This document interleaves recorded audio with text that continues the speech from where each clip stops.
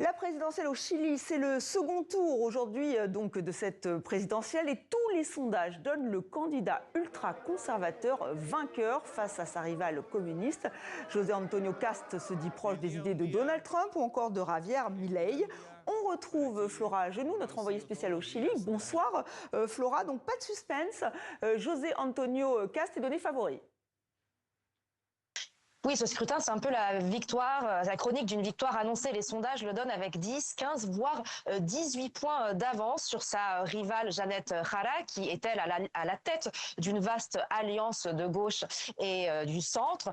Je rappelle qu'au Chili, le vote est obligatoire. Donc, le scrutin se déroule actuellement dans le calme, et le caractère obligatoire du vote semble faire pencher le rapport de force en faveur du candidat d'extrême droite, José Antonio Cast. Pourquoi lui? Sur quel thème a-t-il convaincu les Chiliens? Effectivement, on verra demain.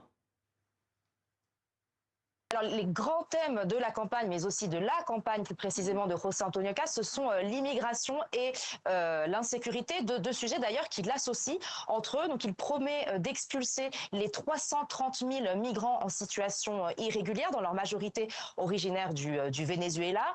Sur le volet de l'insécurité, donc l'insécurité, le taux d'homicide a augmenté ces dernières années au Chili, mais plus encore que ce taux d'homicide, c'est le sentiment d'insécurité qui a explosé au Chili, alors que, je le rappelle, le pays reste l'un des plus sûrs d'Amérique latine. Et sur ce point-là, eh bien, José Antonio Cast promet de construire notamment des prisons de haute sécurité. Donc les Chiliens sont très sensibles à ce discours d'ordre qu'il incarne. Le candidat ou la candidate élue prendra ses fonctions en mars 2026. Merci Flora, et bien sûr nous allons suivre cette présidentielle au Chili et ses résultats sur notre site et dans 64 minutes.